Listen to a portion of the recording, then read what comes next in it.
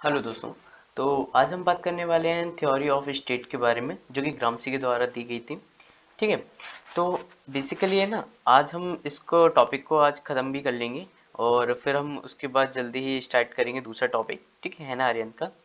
तो देखो, इन्होंने अपने जो थ्योरी ऑफ स्टेट है ना, उसमें बताया था कि देखो समटाइम्स क्या state will be influence by basic structure. उन्होंने बताया था जो है ना इन्होंने पहले जो स्ट्रक्चर बताया था, जैसे उसमें है ना एक सब स्ट्रक्चर होता था, एक होता था सुपर स्ट्रक्चर। ठीक है, आपने जैसे पढ़ा था ना। तो उसमें देखो, इसमें इसमें बताया गया था जो है ना सब स्ट्रक्चर है ना, वो हमेशा इन्फ्लुएंस रहता है। एक आप कह सकते हो क्या कहते हैं, सुपर स्ट्रक्चर हमेशा सब स्ट्रक्चर से इन्फ्लुएंस रहता है।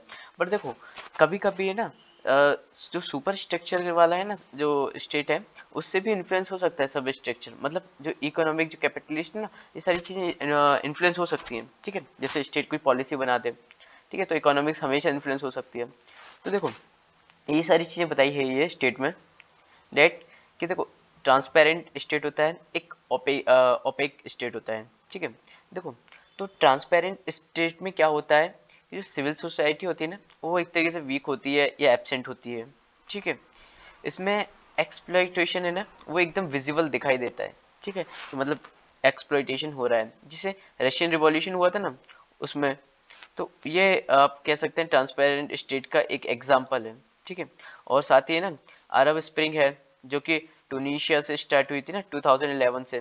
ठीक है, क्योंकि ऐसे पे ना जो रिवॉल्यूशन है ना, वो इजीली हो जाते हैं और जल्दी हो जाते हैं, क्योंकि यहाँ पे ना सारी चीजें दिखाई, मतलब एक तरीके से आप समझ सकते हैं, आपको समझ में भी आती है, विजिबल होती है। ठीक है।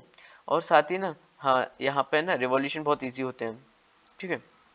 अब ओपेक स्टेट के बारे में बात करें ना, तो देखो इसमें क्या होता है कि है ना सिविल सोसाइटी होती है ना, वो काफी स्ट्रांग होती है। ठीक है, सिविल सोसाइटी मतलब इंडिविजुअल और स्टेट के बीच में जो सिविल सोसाइटी होती है ना, मीडिया है ना, इंटरमीडिएट काम करती है। एक तरीके से आप वो समझ सकते हैं। ठीक है, ये चर्न आउट करती है लेजिटिमेसी को, आइडियोलॉजी को। देखो, चर्न आउट मतलब अच्छे अच्छे थॉट्स निकालना। ठीक है, आप जैसे काम कर रहे हो, ठीक है, स्टेट के लिए, आपको अगर ना बोला जाए ना हर एक दिन कि आप अच्छा काम कर रहे हो और करो ऐसे ही, और 18 घंटे काम कर, आप 17 घंटे काम कर रहे हो और 18 घंटे काम करो, तो ये सारी चीजें क्या है कि एक तरीके से आप समझ सकते हो सिविल सोसाइटी का एक काम करती है। ठीक है, इसमें जो कि ग्रामसी का कहना है। ठीक है।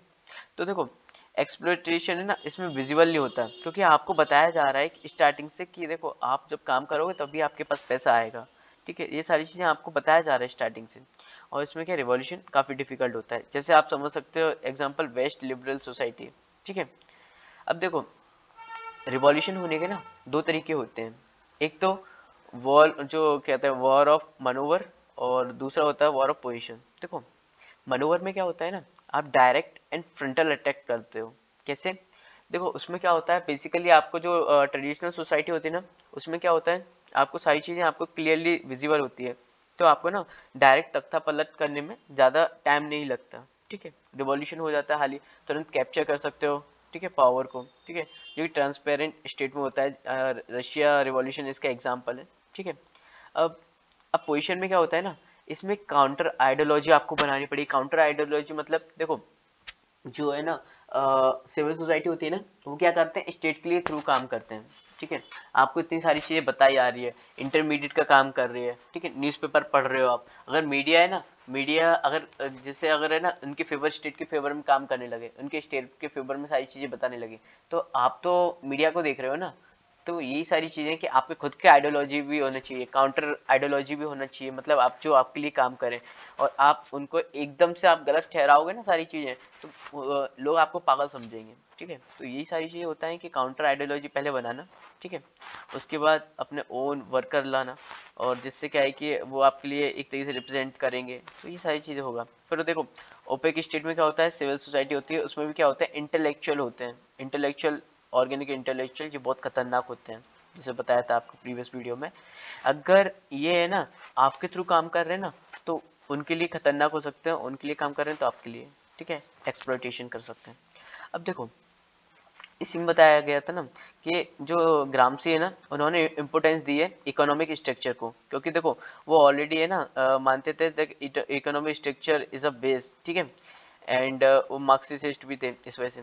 देखो, he believe that certain situation policies get autonomy from the economics. देखो उनका मानना था, उनका मानना देखो ये था कि स्टेट है ना, स्टेट कुछ समटाइम्स या कुछ सिचुएशन में ऐसा है कि स्टेट इन्फ्लुएंस कर सकती है बेस को, ठीक है।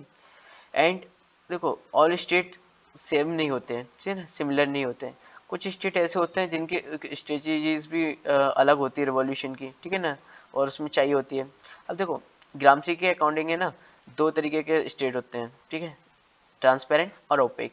ट्रांसपेरेंट में क्या होता है कि जहाँ पे सिविल सोसाइटी आइदर एब्सेंट और वीक होती है, ठीक है, एक्सप्लॉयटेटिव बहुत ज़्यादा होता है, क्लियरली विजिबल होता है ना, it is easier to bring a revolution in such society, ठीक है। साथ ही अगर हम एग्जांपल का देखें ना, रशियन रिवॉल्यूशन है, Russian state was transparent state in which exploitative nature of state was clearly visible, ठीक है। एंड साथ ही है ना, इसी वजह से ना that's why Lenin could bring revolution in Russia, ठीक है।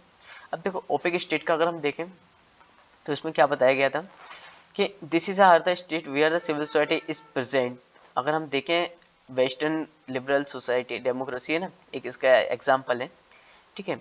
और ग्रामसी के अकॉर्डिंग देखें तो we can see the emergence of type of state since 80-70s, और जो the presence of civil society act as shock absorber. मतलब जैसे आपने कभी है ना जो सॉकर होते हैं ना, सॉकर, जैसे आप कभी गाड़ी में बैठे होगे ना, तो उसके नीचे क्या होता है, जब आप किसी रोड से जा रहे हो, बीच में एक कोई गड्ढा आता है, तो शॉक जो एब्जॉर्बर होता है ना, शॉकर, वो क्या काम करता है, आपको बचाने का काम करता है, ठीक है, आपको झटका नहीं लगने देता, और लगता भी तो कम लगता है।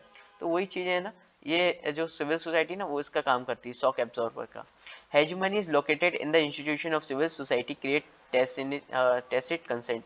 These institution are both public and private. देखो जहाँ पे सिविल सोसाइटी होती है ना, तो वहाँ पे ना रिवॉल्यूशन आना बहुत ही कम होता है, वो आपको एक तरीके से सारी चीज़ें मेंटेन कर ही देती है, कन्वेंस कर देती है, आप ऐसा समझ सकते हो। This is not possible to bring revolution in such state. Gramsci के जो स्ट्रेटेजीज है ना रिवॉल्यूशन की, उसको देखते हैं। देखो पहले वॉर ऑफ पोजिशन और वॉर ऑफ मनूवर, ठीक है। अब देखो इसमें क्या होता है ना, पोजिशन में कि काउंटर अटैक होता है, counter attack done by civil society which is responsible for bringing revolution. और मनोवर में क्या होता है कि है ना, एक तरीके से आइडियोलॉजी आती है, ठीक है। पहले आइडियोलॉजी आप समझ सकते हो, आइडियोलॉजी क्या कहते हैं, एक तरीके से देखो WOP मतलब है वॉर ऑफ पोजिशन, ठीक है, जिसमें क्या होता है क्रिएशन किया जाता है काउंटर आइडियोलॉजी का, ठीक है। और जो WAM है ना, तो उसमें क्या होता है वॉर ऑफ मनोवर, जिसमें क्या होता है डायरेक्ट और फ्रंटल अटैक होता है, ठीक है। War of manoeuvre is related to the direct capture of state, है ना, and power as it was done by Russian revolution by Lenin, ठीक है। एंड साथ ही आप देख सकते हो, देखो अगर ग्रामसी के अकॉर्डिंग देखें, इन केस लिबरल सोसाइटी, अगर लिबरल सोसाइटी में अगर रिवॉल्यूशन हो, तो देखो उसमें क्या होता है, फर्स्ट काउंटर अटैक आपको करना ही पड़ेगा, ठीक है। किसको क्या कहते हैं, फर्स्ट काउंटर अटैक करना पड़ेगा, क्रिएटेड करना पड़ेगा, फिर उसके बाद आप फ्रंटल अटैक कर सकते हो, ठीक है। It means war of position पहले होना चाहिए, उसके बाद वॉर ऑफ मनोवर, ठीक है। अब देखो नेक्स्ट टॉपिक पे हम चलते हैं। ग्रामसी का जो कंसेप्ट है ना सिविल सोसाइटी के रिगार्डिंग, तो उसको हम देखते हैं। देखो देखो उन्होंने बताया ना कि जो सिविल सोसाइटी है ना, तो लिबरल सोसाइटी, ठीक है, एंड ग्रामसी के अकॉर्डिंग दो सारी चीज़ें बताई गई थी। तो लिबरल सोसाइटी होती क्या है, पहले वो देख लेते हैं। लिबरल सोसाइटी में क्या होता है कि एक इंडिविजुअल होता है, सिविल सोसाइटी होती है, और स्टेट होता है, ठीक है। उसमें क्या होता है, आपको फ्रीडम इंश्योर किया जाता है, ठीक है।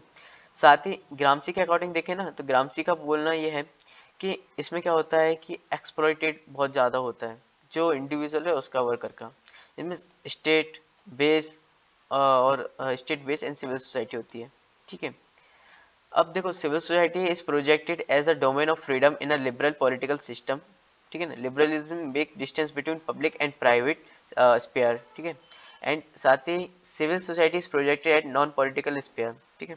जहाँ पे लिबरलिज्म होगा ना, तो वहाँ पे क्या है कि आपको जैसे फ्रीडम इंश्योर की जाती है, ठीक है। एंड साथ ही ना ग्रामसी का ऑब्जेक्ट है ना understanding of civil society, that की देखो civil society is that a part of political sphere, ठीक है, एक तरीके से पार्ट है। और जहाँ पे क्या है कि which is place an important role in a political structure. Gramsci uses the concept of state and civil society as an integral manner, or he defined it state as a combination of both and civil society and larger society, and civil society act as a fortification of them. देखो overall इसमें क्या बोलना चाह रहे हैं कि ये ना जो सिविल सोसाइटी है ना, वो है ना फोर्टिफिकेशन, मतलब दीवार की तरह काम करती है स्टेट को बचाने का, ठीक है, किसी रिवॉल्यूशन वगैरह इस सभी से, ठीक है। तो यही सारी चीज़ें हैं, और होप कि आपको ये सारी चीज़ें समझ में आई होगी, ठीक है। तो मिलते हैं अपनी नेक्स्ट वीडियो में नेक्स्ट टॉपिक के साथ। Thank you so much.